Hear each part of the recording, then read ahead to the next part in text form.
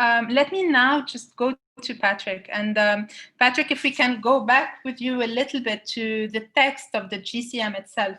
Patrick, I know you've worked quite extensively on labor migration in different functions and in different roles, and you've always been a strong voice for the rights of labor migrants and migrant workers. In your opinion, does the GCM Objective 6 address the key concerns when it comes to migrant workers and decent work in them? Thanks, Rula, and thanks for the opportunity to participate in this very dynamic and stimulating discussion. I'd like to answer that question by first setting the context. That is to say, just to say a few words about the situation, about the best responses, and then about where and where not the GCM is moving us forward. And first, I have 5 very short definitional points that I think need to be on the table to situate this discussion and certainly what I want to say. First of all, I insist on the term migrant workers, not labor migrants, because we're talking at the essence about people, about workers, not about a labor commodity. And secondly, of course, migrant workers are the term used in all of the international legal instruments. Second point related to that is I prefer the ILO normative term of migration for employment rather than labor migration, because first of all, by definition, more than 90% of all migration today is bound up in the movement of people and their dependents who by UN definition are migrant workers. That is to say, intending to work, working, or having been employed in remunerative activity. And there we come to, I think, a big dimension this whole discussion seems to be missing, which is that overall globally, by best estimates, 1/3 to 1/2 of all migrants or migrant workers are skilled and in some cases highly trained.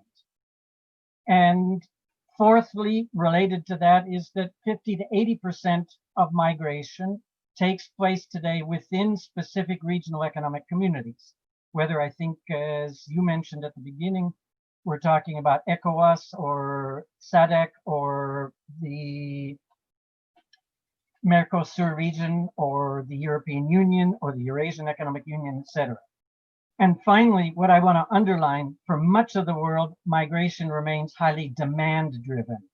And that's particularly given that the majority of countries today are in demographic decline and in particular aging and decline of the numbers in the workforce. I won't give examples, but I can come back on that if you really want to see what the figures look at. And they're striking when you start to put them together.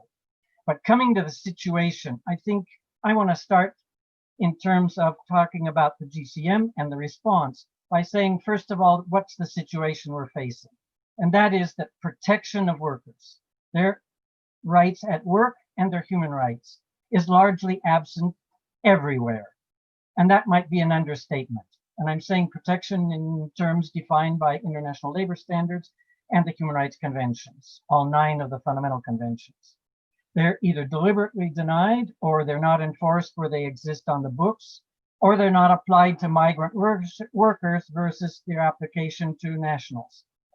And of course, all of this is related to a low or absent ratification of the relevant international labor standards and human rights instruments in many destination countries. And that's North, South, East, and West. And I would say I'm not particularly optimistic because on all of this, I think we can say we're going backward more than we're going forward. And that was even before COVID-19.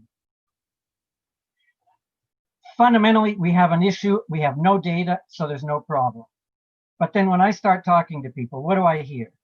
Every year, according to Nepalese authorities, about 500 Nepal citizens go home in body bags from Qatar. Indian diplomats have privately confided to me that about 500 Indians go home also in body bags from the Kingdom of Saudi Arabia to India annually. And by the way, I'm assuming we have a kind of Robert's Rules of Order here where I'm speaking without necessarily attribution, and I'm naming names because that's part of the work one has to do. You have to see what the problem really is. And we also have on this no data from home countries, but I would venture a guess that we're talking at least 2,000 to 3,000 people just in the Middle East who die every year around work or because of the fact that they're migrant workers, maybe in transportation accidents or other. And that's considerably higher than the current figures that I see where they are collected for deaths in transit and deaths across sea routes. The Tajik diplomats that I've spoken with say that the single biggest challenge they have, those based in the Russian Federation, is arranging to ship bodies back, killed either because of workplace accidents or because of racist killings that have gone down now, but a few years ago were rampant in that area. But this isn't only a problem out there. European Union figures showed, before they stopped disaggregating the data, that the occupational injury and death rate for foreigners was twice as high for nationals across the board in EU member countries. Other situations that have again come back, just reading news and reading sources. Look at Canada, the Korea, the Czech Republic, where injured migrant workers, as a matter of course, are sent home as soon as they can be put on a plane so that there's no responsibility and there's no coverage of injuries. And in fact, I've even heard of cases in Europe where forestry workers, migrant workers from a neighboring countries, get killed by a falling tree. What happens? They get put in the trunk of a car and dumped across the border in the home country or a transit country.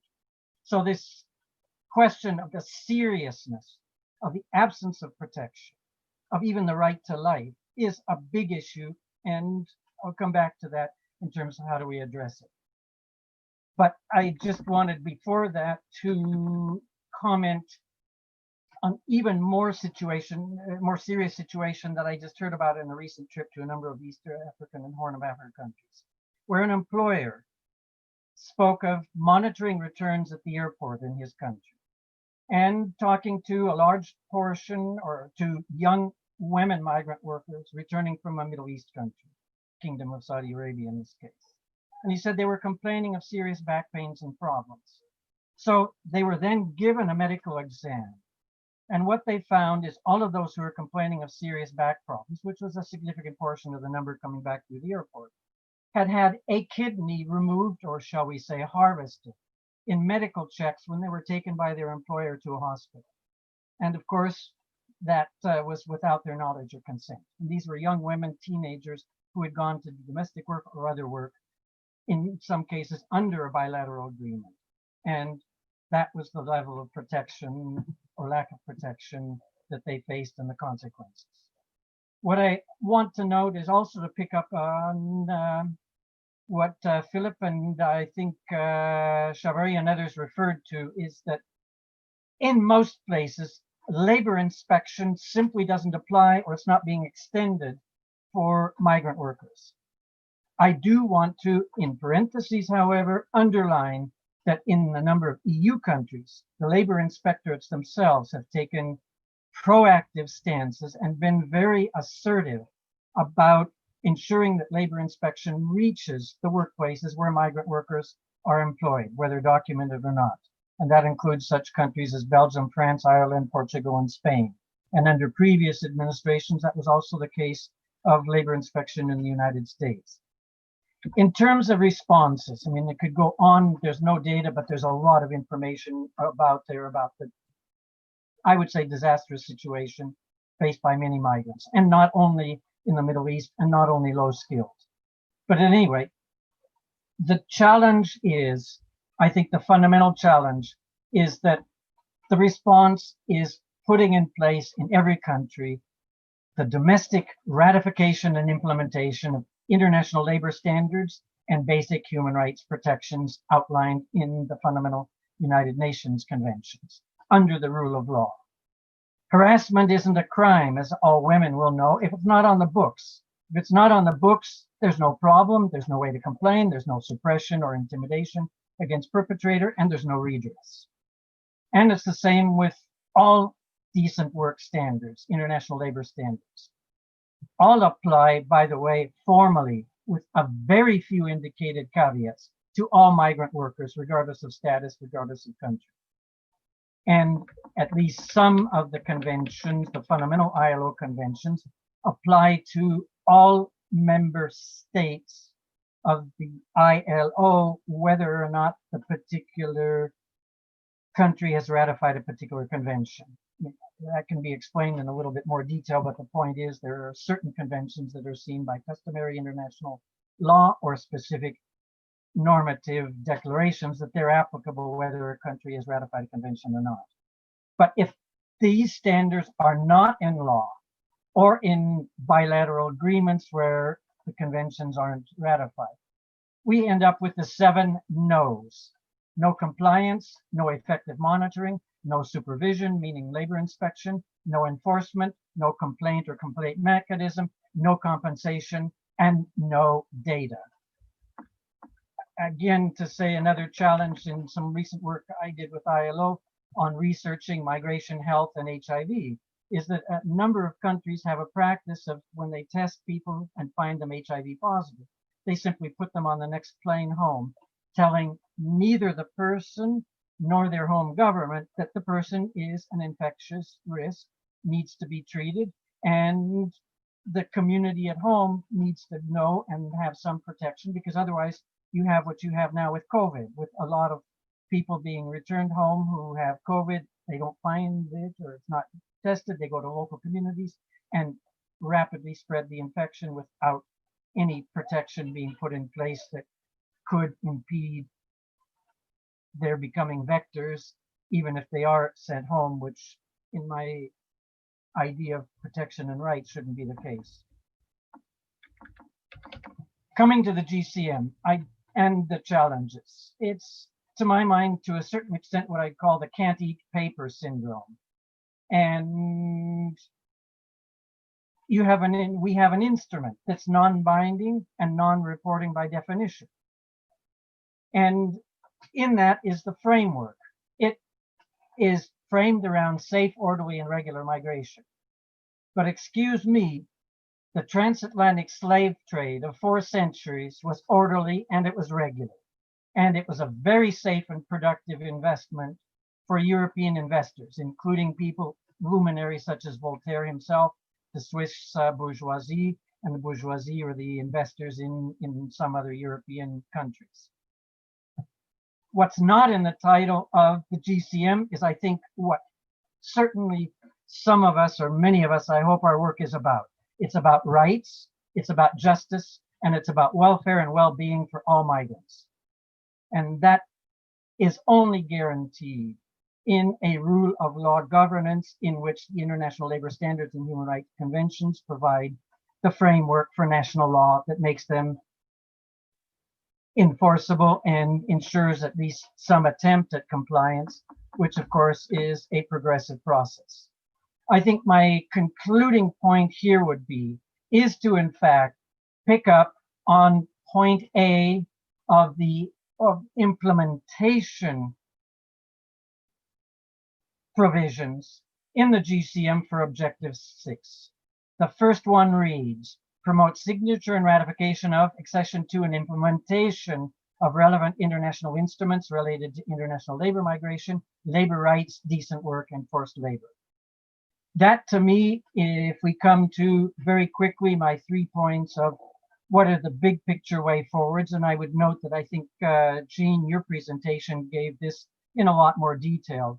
And Shamali, I think you gave a lot of very helpful kind of perspective, the context of why what's happening is happening and why what's not happening is not happening. But anyway, to my mind, I think the essence of efforts need to be focused on promoting ratification, implementation, and enforcement of international labor standards in the destination or employment countries for the world's migrant workers. Secondly, given this big emphasis these days on bilateral agreements as the way forward for countries where, in particular, both origin and destination, or neither origin or destination countries have ratified the relevant instruments. What we need to insist on, and in fact, in a project I'm working with ILO on, to develop guidelines for IGAD, the Intergovernmental Authority on Development member countries, those being the countries of Horn of Africa and East Africa, like Ethiopia, Djibouti, Somalia, Sudan, Uganda, and Kenya, if I haven't missed any. And the point is to say that the reference to those norms and principles needs to be there, and the specificity that labor inspection is a part of a BLA and a requirement for the destination country to carry out in order to protect the basic rights written into that BLA based on international standards for the nationals of countries of origin who are going either to the Middle East, to Europe, to North America, even to China now as migrant workers. And finally, and this may be a whole nother discussion, but there needs to be very specific action on protection and the responses, emergency responses under the continuing and in many areas deepening COVID global pandemic emergency. I'll leave it at that. I can come back with a few specifics because one of the other projects we're working on right now is preparing a brief for parliamentarians under the auspices of the Interparliamentary Union on what parliamentarians should see being done in their countries to deal with migrants, refugees, and mobile workers. Thank you, Rula. I hope I haven't gone on too long. Thank you.